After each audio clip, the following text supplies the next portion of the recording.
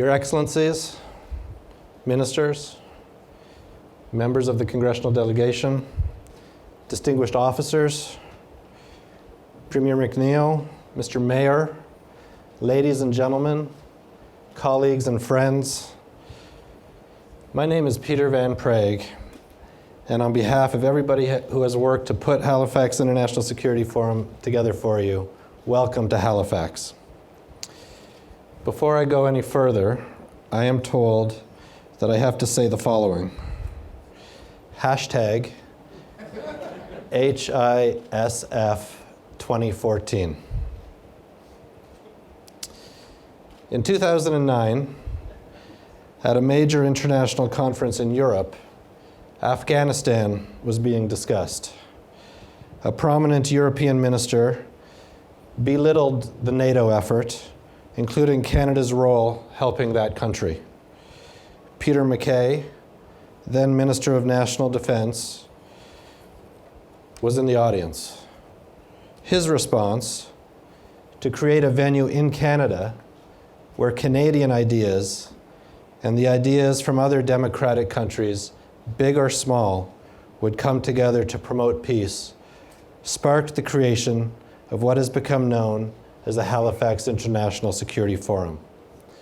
Today, 300 participants have traveled from 60 countries to join a select group of fellow democratic thinkers to have a real conversation about international security, foreign policy, and the challenges facing our nations now and into 2015. In a moment, you will hear from the Honourable Rob Nicholson, Canada's Minister of National Defence and your host for the weekend. Before I do that, I want to make a few introductory remarks. For those of you who have joined us before, you already understand how it works at Halifax International Security Forum, and I encourage you to help your colleagues and new friends who are here in any way that you can. We take pride in creating an atmosphere that provokes serious conversation and debate. The agenda is intentionally provocative, and I want to thank our agenda working group who worked with me during the summer to ensure all major issues were addressed. In this program, you will find opinion essays by distinguished authors that set the stage for the panel conversations. They are meant to start the conversation. Please take a moment to read them. Those who have been here before have come to appreciate our opening videos. As you will see, they are sometimes uncomfortable to watch. That is intentional. This group, a group whose decisions affect the lives of real people around the world, must stomach 2 minutes of discomfort. 2014 has been a difficult year in international security and the pursuit of peace. We meet in Halifax this weekend in the wake of acts of terrorism here in Canada. This year we mark the 100th anniversary of the start of the First World War, and this month, the 25th anniversary of the fall of the Berlin Wall. The struggle for modernity, the fundamental struggle of the 20th century, is not yet won. So it continues. Indeed, if one were to believe what's been widely written and said, it might seem that the powers and forces that appear most hostile to our ideal of democratic modernity are in the ascendancy.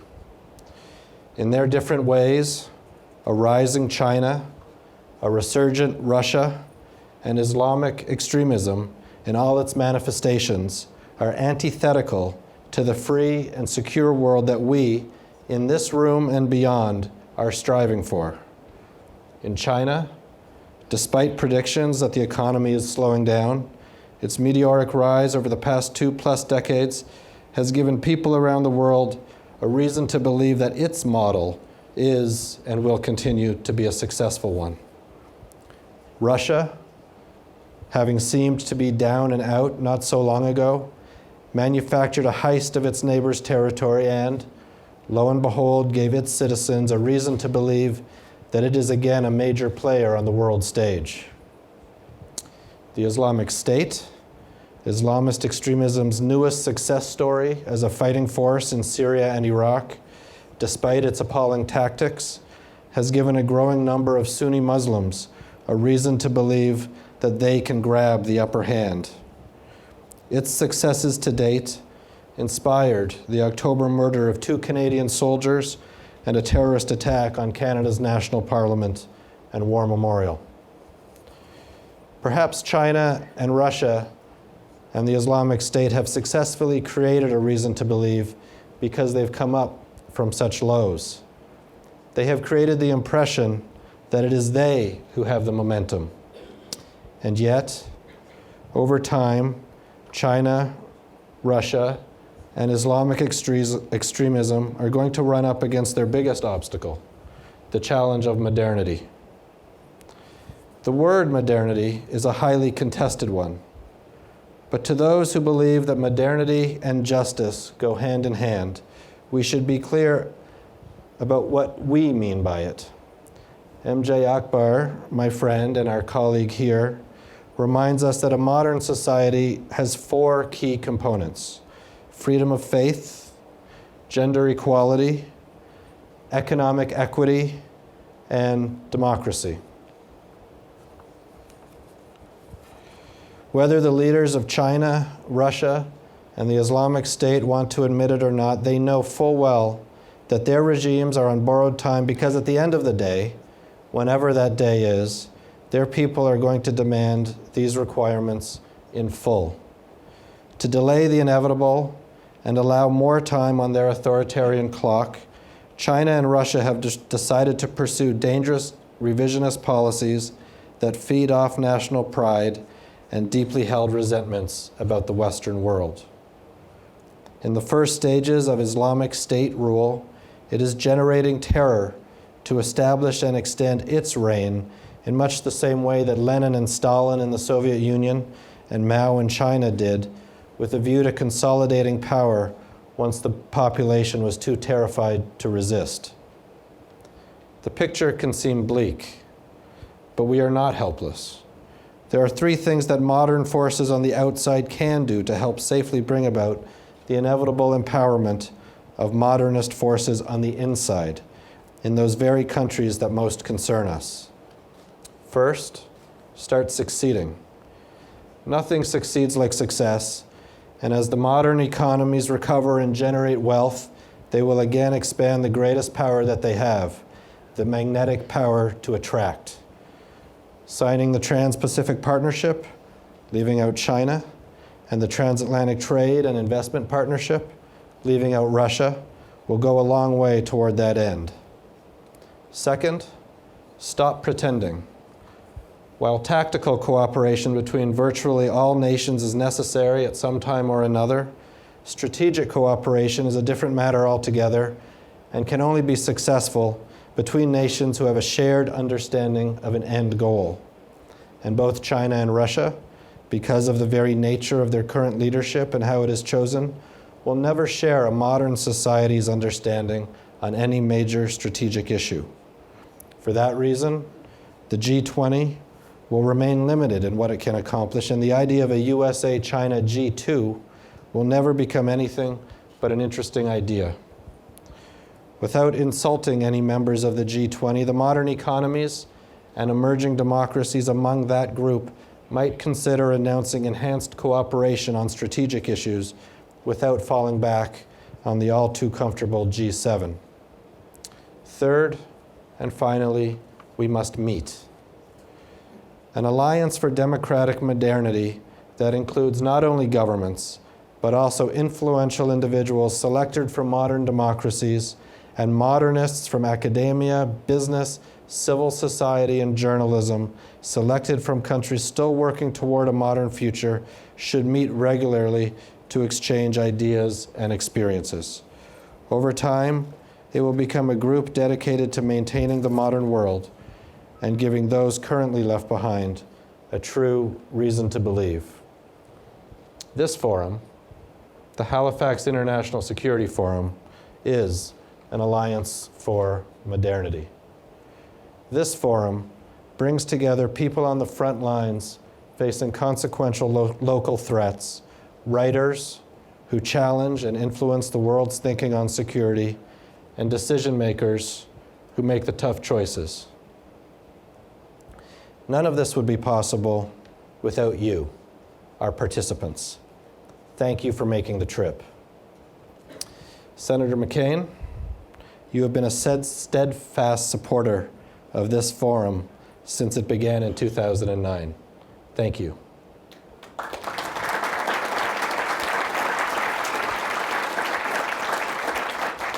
Senator Kaine, thank you for coming back to Halifax. It is great to have you here again.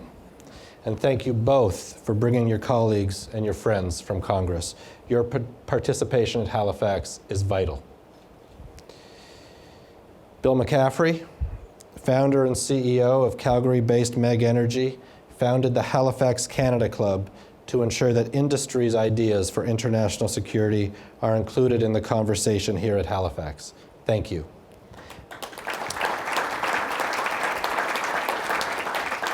Thank you also Nancy Southern, CEO of ATCO Group and member of the Halifax Canada Club, for your unwavering support.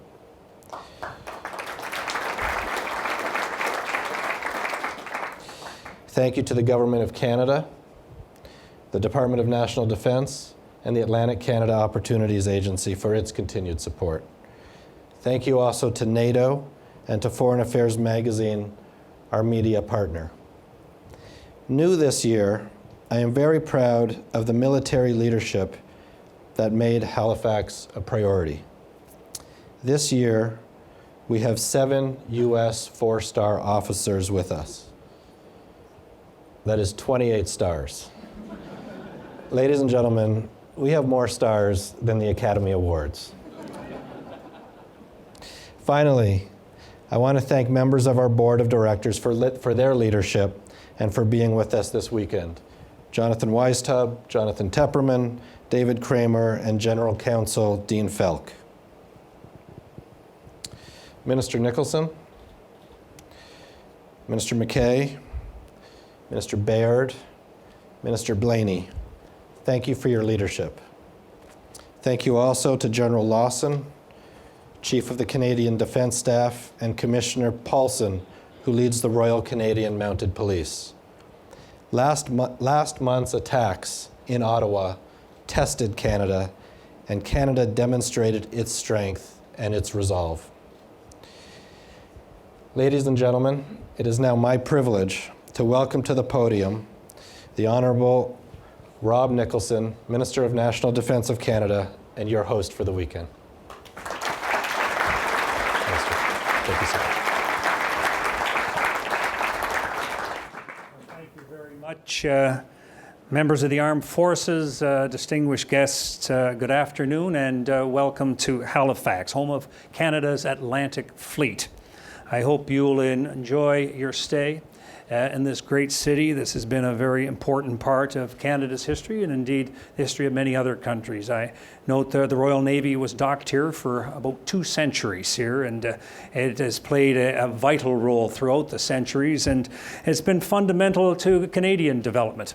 It was from this port in Halifax that tens of thousands of Canadians left Halifax to join the war effort in World War I 100 years ago, starting this year. So this is a great location for this, and I'd like to thank Peter Van Praag and his team, all of them working together to put this conference together. I think it's very important, and I think it's an important one in the sense of bringing global decision makers together to discuss some of these important issues.